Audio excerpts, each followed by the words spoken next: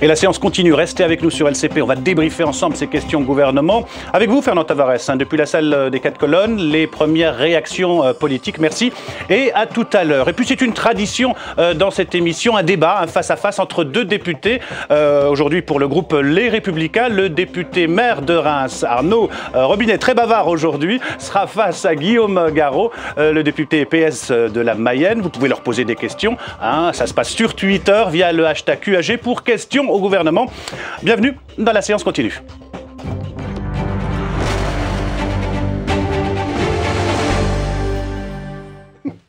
Bonjour messieurs, merci d'avoir accepté notre invitation. On commence par la Grèce. La Grèce officiellement en défaut de paiement. Hier soir, quelques 20 000 personnes sont descendues dans les rues pour manifester en faveur du oui au référendum qui aura lieu dimanche prochain. Un sondage, regardez-le, il fait état de 33% seulement des Grecs à se prononcer pour le oui au plan des créanciers européens. Le non l'emporterait avec 54% des suffrages.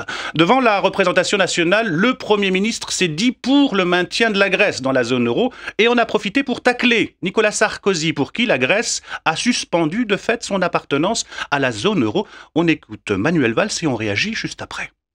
Les autorités grecques ont formulé hier après-midi et encore cette nuit de nouvelles propositions.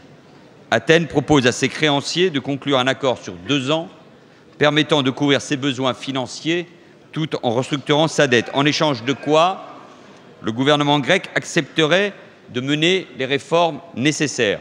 Réformes qui s'imposent. Ces propositions ont fait l'objet d'un premier échange hier soir lors d'un Eurogroupe qui rassemble, comme vous le savez, Michel Sapin y participait, l'ensemble des ministres des Finances de la zone euro.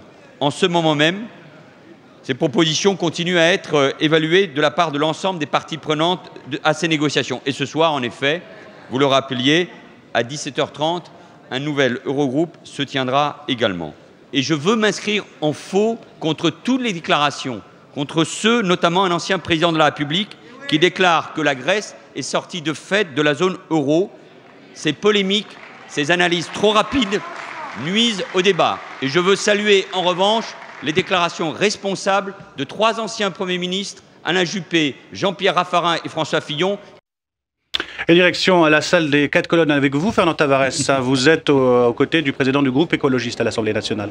Alors évidemment, François de Rugy, le groupe écologiste, observe ce qui se passe en Grèce. Il faut dire que ça change d'heure en heure.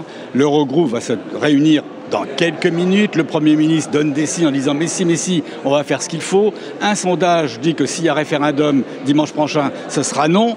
Alors, que pensez-vous de tout cela ? Je crois que les dirigeants politiques européens responsables, qui ont un peu de hauteur de vue, qui pensent à l'avenir de l'Europe et de sa monnaie unique, ont le souci d'arriver à un accord. Tout le monde sait très bien qu'on ne réglera pas le problème de la Grèce, ni avec un référendum. M. Tsipras reconnaît lui-même que c'est un moyen de recréer du rapport de force, ni avec des diktats ou des oukases. Donc il faut trouver une solution négociée, il faut trouver un compromis. J'observe d'ailleurs que le Premier ministre l'a dit, il y a des responsables politiques français de l'opposition qui sont aussi dans cet état d'esprit. M. Sarkozy, lui, dit en gros il faut se débarrasser de la Grèce, de la zone euro. S'il était président de la République, est-ce qu'il dirait une chose pareille? J'espère que non, il faut faire preuve de responsabilité. Alors s'il dit une chose quand il est dans l'opposition, qu'il ne dirait pas la même chose en responsabilité, c'est assez grave. Soyons responsables sur ce sujet, c'est difficile, c'est délicat, les enjeux sont lourds, pour la Grèce d'abord, qui est demandeuse, mais aussi pour la solidité, la confiance dans la monnaie unique européenne. Alors, comme vous l'avez dit et sous-entendu, certains disent que finalement la sortie de la Grèce de la zone euro, ça ne serait pas aussi catastrophique que cela et qu'on en dit et qu'on en fait trop. D'abord, la sortie de la Grèce de la zone euro serait sans doute catastrophique d'abord pour la Grèce et les Grecs. Alors, les Grecs sont devant des choix difficiles puisqu'ils ont déjà fait énormément d'efforts, qu'il faut peut-être qu'ils se réforment encore sur certains points. Et en même temps, si ils sortaient de la zone euro, le gouvernement grec n'a jamais dit que c'était son intention d'ailleurs. Et ils auraient une perte brutale de valeur de leurs biens, de leur épargne, de leurs revenus. Par ailleurs, pour la zone euro, moi je ne veux pas qu'on joue avec le feu. On a constitué la zone euro avec la Grèce, avec les autres pays européens. On ne va pas comme ça donner l'impression qu'on peut rentrer, sortir sans conséquence pour la solidité de la monnaie unique. C'est une responsabilité commune que nous avons, les Européens, les Grecs, de trouver un accord. Merci beaucoup François de Rugy. À vous, Ahmed Tazir. Merci Fernand Tavares et merci à votre invité. Alors question toute simple, est-ce que comme le dit Nicolas Sarkozy, la Grèce s'est suspendue de fait de la zone euro? Arnaud Robinet. Non mais déjà Nicolas Sarkozy a le droit de s'exprimer et de dire ce qu'il pense. Donc j'entends bien Manuel Valls, j'entends François de Rugy critiquer les propos de l'ancien président de la République, mais il est chef de l'opposition, en tout cas, donc il a le droit de s'exprimer et de dire ce qu'il pense et ce qu'il veut. Deuxièmement, la Grèce doit-elle sortir de la zone euro, ou c'est-elle sortie elle-même de la zone euro? Voilà. D'une certaine manière, oui, puisque le Premier ministre grec a pris tout le monde par surprise en annonçant ce référendum. Nous étions en pleine négociation, rien n'était prévu, et il annonce du jour au lendemain la mise en place de son référendum. Donc d'une certaine manière, il a suspendu les négociations. D'une certaine manière, on peut considérer qu'il a sorti lui-même la Grèce de la zone euro. En fait, la vraie véritable question, c'est de savoir, est-ce qu'il faut mieux défendre l'Europe ou défendre la Grèce? Il faut défendre l'Europe. Défendre l'Europe, c'est peut-être trouver ce compromis entre, je dirais, au sein de l'Eurogroupe, avec la Grèce. Moi, personnellement, et comme la plupart des responsables politiques, je souhaite que l'on trouve une solution et que la Grèce reste dans cette zone euro. Je crois que la Grèce doit entamer maintenant des réformes en profondeur. On ne peut pas continuer à avoir un pays qui a une fonction publique hypertrophiée, qui, avec de citoyens qui ne payent pas d'impôts, un pays sans cadastre, etc. La Grèce doit se réformer. Mais ce que l'on voit aujourd'hui, c'est que le Premier ministre grec a menti à son peuple. Il l'a menti durant sa campagne électorale, il a menti une fois élu, et que les Grecs aujourd'hui sont les premières victimes de l'incompétence de leur Premier ministre. Guillaume Garot, donc ce référendum, c'est un coup bas fait aux négociations, comme le laisse entendre Arnaud Robinet? Je voudrais répondre à ce que vient de dire Arnaud Robinet. Si en effet Nicolas Sarkozy a le droit de dire ce qu'il veut, il a néanmoins le devoir, parce que c'est un ancien président de la République, d'être responsable vis-à-vis de cette situation si critique pour la Grèce et pour l'Europe aujourd'hui. Or, dire ce qu'il dit en disant la Grèce s'est mise de fait en dehors de la zone euro, ben, ça ressemble bien à Nicolas Sarkozy. C'est un jugement définitif, péremptoire, alors qu'on est en pleine encore discussion. Je vous rappelle les choses. C'est que depuis ce matin, ou plutôt hier soir, les discussions ont repris. Et donc, il faut donner toutes ses chances au dialogue. Et par ce genre de déclaration, évidemment, on amène beaucoup de confusion et ça nuit, à mon avis, à la force de la voix de la France.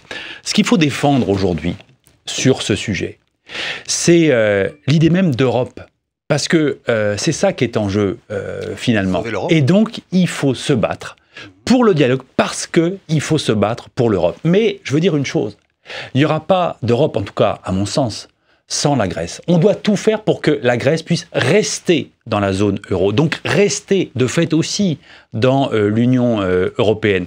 C'est vraiment un enjeu majeur, parce que imaginez ce que serait demain une zone euro sans la Grèce. Ça veut dire que d'autres pays pourraient être ainsi fragilisés. Hein. On pense en particulier aux pays du Sud. Donc aujourd'hui, c'est vraiment là l'enjeu. Et il faut tout faire, c'est pour ça que je reviens à ce que disait Nicolas Sarkozy, il faut tout faire pour faciliter cette issue. Et la France, c'est bien son rôle. Le rôle singulier, c'est de rapprocher les points de vue entre ce que disent, ce qu'attendent, ce que peuvent faire les Grecs et ce que peut faire la main que peut tendre aujourd'hui l'Europe.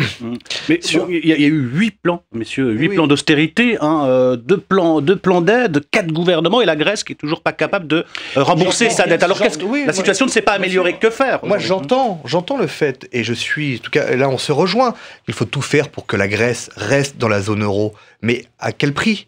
Est-ce qu'il faut également que les Grecs, notamment les responsables politiques grecs, prennent leurs responsabilités? Il faut qu'ils s'engagent dans des réformes en profondeur. On ne peut pas continuer de la manière que l'on connaît aujourd'hui et on ne peut pas se satisfaire de la situation grecque aujourd'hui. Ensuite, on voit véritablement qu'il y a là un défaut. C'est, je dirais, l'Union européenne et l'Europe elle-même qui n'est pas capable de régler sa situation, une situation au sein même de son continent, et qu'on est obligé de faire appel au FMI. Moi, je trouve ça un peu aberrant, et ça me gêne qu'il n'y ait pas véritablement un gouvernement économique de l'Europe qui prenne des décisions et qui essaye de les appliquer à l'ensemble des pays appartenant à la zone euro, et qu'on a encore une fois le FMI, le Fonds monétaire international, qui vient...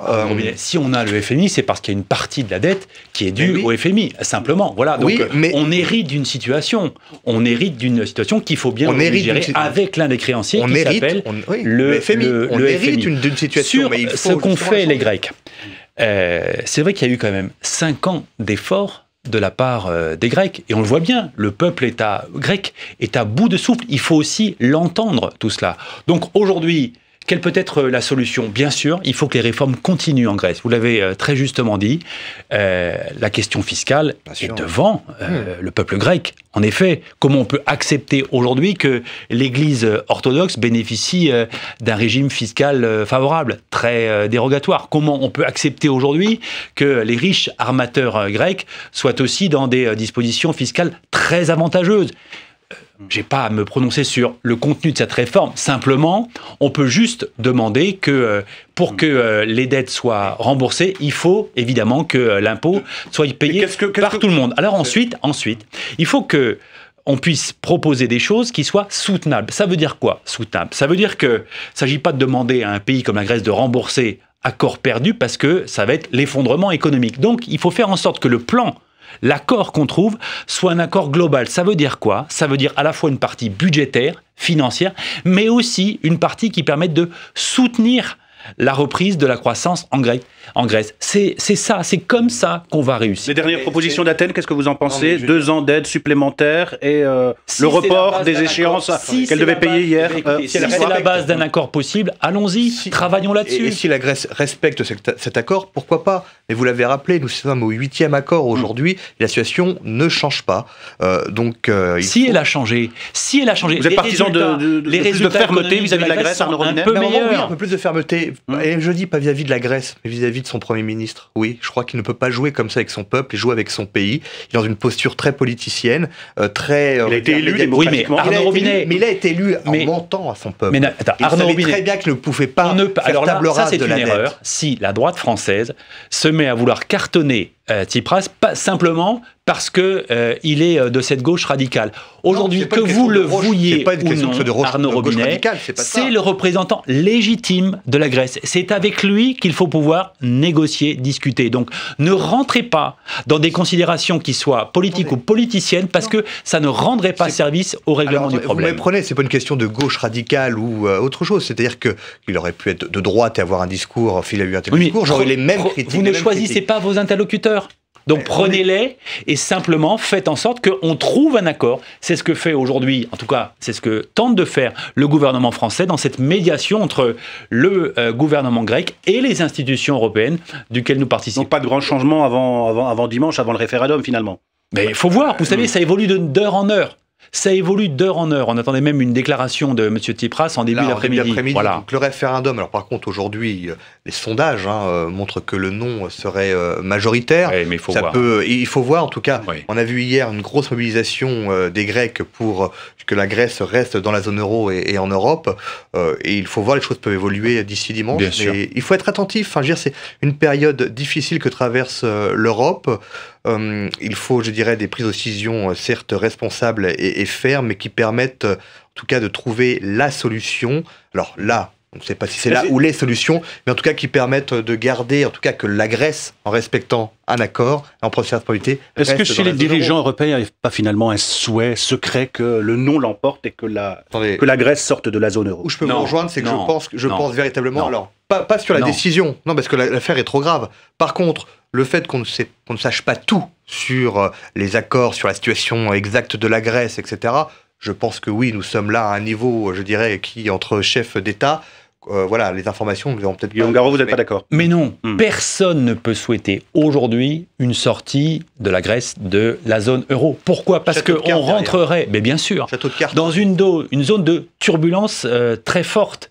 Ce serait véritablement un saut dans l'inconnu. Personne ne peut souhaiter ça pour l'Union européenne au moment où on a les premiers signes d'une reprise économique. Donc franchement, on a besoin aujourd'hui de stabilité, de solidité pour faire en sorte que demain, la croissance revienne sur l'ensemble du continent européen. On ne peut pas regarder dans le rétroviseur et refaire le film, mais c'est au moment de l'entrée de la Grèce dans la zone euro qu'il aurait fallu véritablement être plutôt plus vigilant encore, bien sûr. Plus vigilant. Mais ça, voilà, on va pas refaire le passé. Exactement. C'est le passé, mais bon. Il faut affronter le présent. Messieurs, je vous propose d'en venir au deuxième thème de ces questions au gouvernement, la lutte contre le terrorisme, l'attentat de vendredi dernier en Isère. Un chiffre à retenir, 90% de la radicalisation islamiste se fait par Internet et non pas dans des mosquées salafistes ou autres. La lutte contre le terrorisme, c'est aussi la lutte contre la cybercriminalité, c'est ce qu'a rappelé le ministre de l'Intérieur, on l'écoute. Identifier les trafics d'armes, lutter contre les filières organisées du crime, le trafic de stupéfiants et le trafic des êtres humains, parce que ces trafics sont en lien désormais avec les activités terroristes, et faire en sorte aussi que nous luttions contre la cybercriminalité, car les terroristes utilisent les moyens d'Internet et notamment du Darknet pour préparer la commission d'actes en dissimulant leurs intentions au service de sécurité. De ce point de vue-là, la loi sur le renseignement sera extrêmement précieuse pour être plus efficace dans la lutte contre le terrorisme. Messieurs, donc question toute simple, est-ce que Internet doit être une cible pour lutter contre la radicalisation islamiste? Si on nous dit qu'aujourd'hui 90% de la radicalisation se fait via... Chiffre des services de renseignement. Il faut bien sûr mener une action, forte contre ces réseaux Internet et sur Internet. Ensuite, il y a la question, vous savez, il y a également la question des mosquées. Je crois qu'il faut être vigilant. Le Premier ministre en a parlé hier, et qu'il ne faut pas hésiter non plus à fermer certaines mosquées ou lieux de prière qui... Alors lesquels, comment ? Alors, il y a des services de renseignement, il y a nous avons un système qui nous permet quand même d'avoir un certain nombre d'informations sur les messages qui peuvent être passés ou transmis aux fidèles. Ce n'est pas à moi de donner les critères, mais en tout cas, il faut être extrêmement vigilant. Vous savez, je dirais que malheureusement, moi à Reims, j'ai connu l'affaire Kouachi, puisqu'ils étaient de la ville de Reims, et que nous avons aujourd'hui, une surveillance très forte sur... À Reims, vous avez des mosquées radicales ? Radicales, je ne sais pas. En tout cas, je sais que les services de l'État, ils sont attentifs. Mais non, nous avons une grande mosquée où il n'y a pas de difficulté. Nous avons un dialogue permanent avec les autorités religieuses. Alors c'est quoi, c'est l'islam des caves ? C'est l'islam des caves. Il faut faire extrêmement attention, et on a une radicalisation de la jeunesse. Et je crois que ça, c'est un travail de tous les jours, aussi bien de l'État, mais des élus locaux également, par rapport aux politiques que nous pouvons mener au niveau de la sécurité, de la prévention, la politique de la ville. Il faut être extrêmement vigilant, et je crois que c'est à chaque échelon que nous pouvons agir. Mais oui, allons et contrôlons Internet si véritablement c'est un moyen. Sur Internet, à l'évidence. Bien sûr que c'est aujourd'hui un lieu de recrutement, un espace de recrutement pour le djihadisme.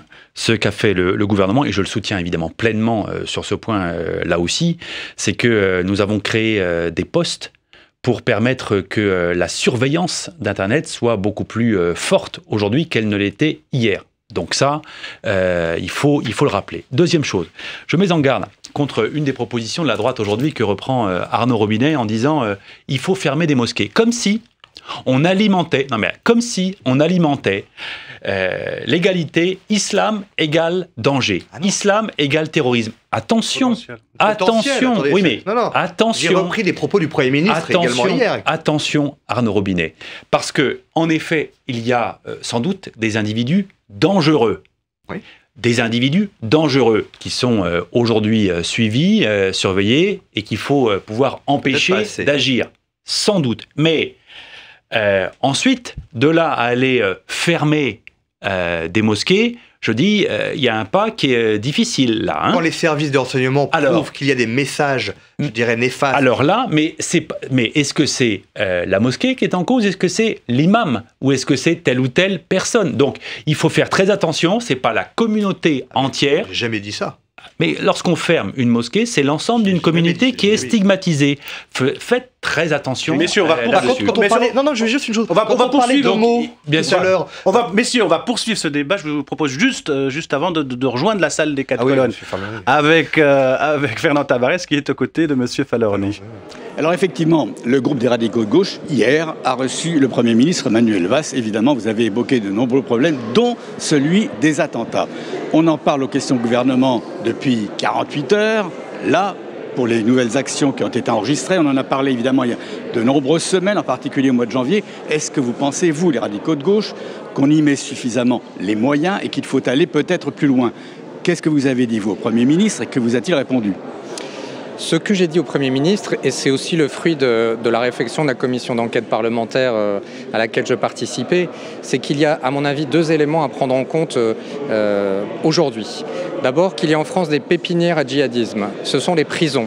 Et que la loi sur le renseignement que nous avons votée doit mettre beaucoup de moyens sur le renseignement en prison. Je sais qu'il y a eu un débat entre le ministre de l'Intérieur et la ministre de la Justice.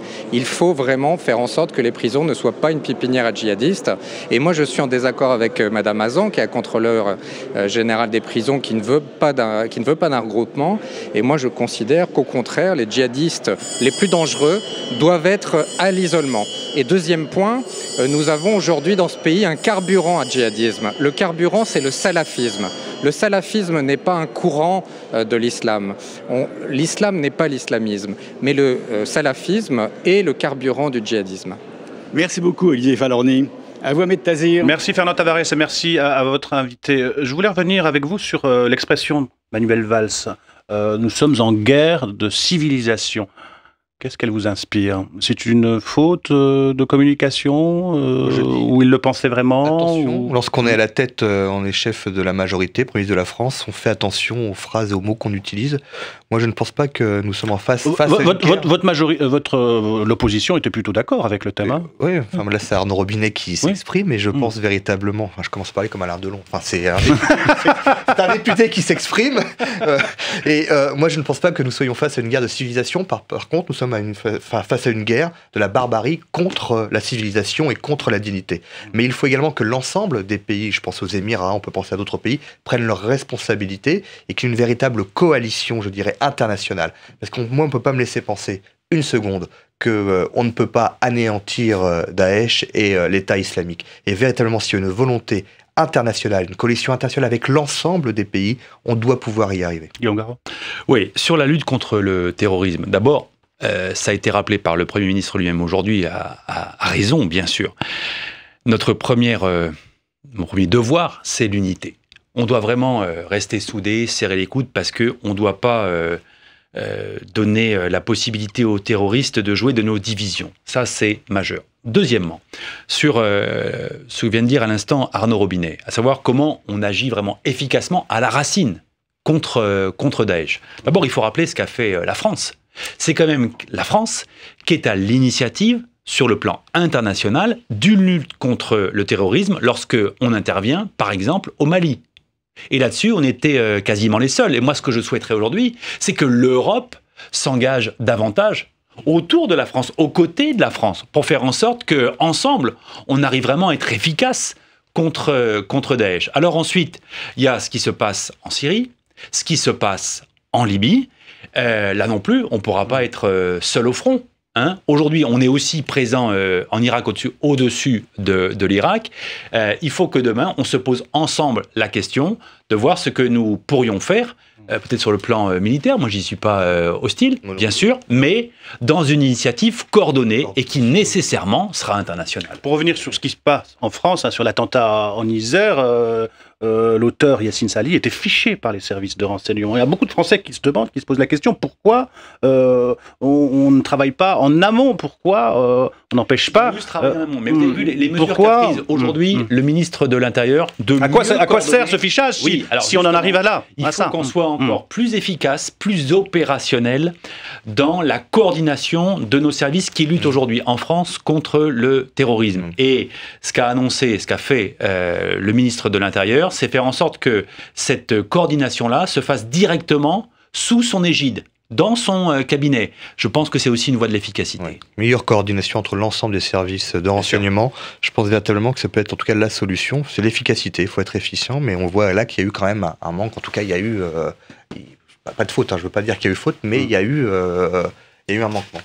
Allez, on passe au troisième sujet. Il fait chaud, hein, vous l'aurez remarqué. Oui, on le remarque. Des températures encore étouffantes aujourd'hui, conséquence de ces fortes chaleurs. Hein, plus de 600 000 foyers ont été privés d'électricité cette nuit en Bretagne et dans les pays de la Loire, hein, suite à plusieurs incidents techniques dans des centrales électriques. Autre conséquence, surtout dans les régions urbaines, la pollution de l'air, hein, qui accroît les risques de mortalité lors de périodes de canicule. Va-t-on vers une restriction de la circulation en période chaude? C'est en tout cas ce que laisse entendre Marisol Touraine. On l'écoute et on réagit juste après. Nous avons lancé une mission interministérielle pour pouvoir déterminer de façon plus précise le type de mesures automatiques qui pourraient être prises lors des pics de pollution, par exemple les mesures de restriction de la circulation. Et actuellement, Madame la députée, je veux vous dire que nous suivons très attentivement l'évolution de la situation pour déterminer si de telles mesures seraient nécessaires. Arnaud Robinet, vous êtes député maire. Qu'est-ce que vous faites à Reims en période de canicule? Nous avons mis en place, et nous travaillons avec la préfecture, notamment dans les écoles. Nous demandons, lorsqu'il y a une alerte pollution notamment, mais ce qui n'est pas le cas aujourd'hui, que les enfants ne sortent pas dans la cour, donc ils restent en classe. Nous mettons à disposition, bien sûr, de quoi les hydrater. La même chose également dans nos maisons de retraite. Et nous demandons à l'ensemble des élus des différentes délégations, que ce soit la délégation intergénérationnelle, la famille avec les personnes âgées, mais également l'adjoint aux affaires sociales, l'adjoint à l'éducation, d'aller dans l'ensemble des services et dans les lieux pour montrer que la ville, en tout cas, agit et est aux côtés de ses concitoyens. Et de la vigilance. On appelle nos citoyens également à avoir de la vigilance vis-à-vis de leurs voisins. Il y a 3 niveaux face à la canicule. D'abord, il y a ce que doit faire l'État, et Marisol Touraine le rappelait à l'instant. 2, il y a ce qu'on doit faire, finalement, entre citoyens. Hein, vous parliez de vigilance, mais il y a aussi tout simplement la solidarité, c'est la bienveillance, veiller sur son voisin lorsque c'est une personne âgée, sonner, frapper, aller voir si tout va bien. Tout ça, c'est tout simplement des liens humains nécessaires dans notre société. Et puis, il y a évidemment ce qu'on doit faire au plan mondial, et ça, c'est l'enjeu de la COP21 à la fin de l'année, parce que si on veut éviter la répétition des effets canicules année après année, il faut évidemment lutter contre le réchauffement climatique. Il y a aussi des incidences sur les conditions de travail. Hein. La CFDT demande pour les travailleurs du BTP, hein, qui, comme vous le savez, travaillent dans des conditions difficiles, qu'il y ait donc une sorte de chômage intempérie. Qu'est-ce que vous en pensez? Non, faut pas. Alors là-dessus, il y a des dispositions qui existent déjà, mais voilà, il faut être, je crois, pragmatique et faire en sorte qu'on puisse décaler les horaires et travailler aux heures les moins chaudes de la journée. Cela dit, on est bien là sur la question de la pénibilité. Quand je vois la droite qui pousse des cris d'orfraie lorsque on veut considérer qu'il y a des métiers pénibles aujourd'hui et que ça doit compter dans le calcul de la retraite, et ben voilà. Arrêtez la caricature. Mais je caricature pas. C'est opposé. C'est exactement ce que vous dites dans l'hémicycle. Alors peut-être pas vous ici. Ce qui serait bien, ce qui serait à votre honneur. Expliquez-nous Arnaud Robinet. La droite, c'est pas contre la pénibilité d'ailleurs. Les premiers à avoir mis en place un système pour prendre en compte la pénibilité, notamment dans le cadre des carrières longues, c'est un gouvernement de droite, c'est le gouvernement Fillon. C'était pas sur la pénibilité. Si, c'était une partie pénibilité. Aujourd'hui, ce que nous avons critiqué, c'est la mise en place du compte pénibilité. D'ailleurs, nous avions tellement raison que le Premier ministre a décidé de le reporter. Mais nous n'étions pas contre la notion de pénibilité. Mais le principe il est reporté. Le principe même, c'est ça qui compte. En tout cas, ce sera le mot de la fin. Merci, messieurs, d'avoir accepté notre invitation. 19h30, vous retrouvez le journal de la rédaction. 19h45, ça vous regarde, Arnaud Ardouin et ses invités. D'ici là, bonne suite des programmes sur les chaînes parlementaires.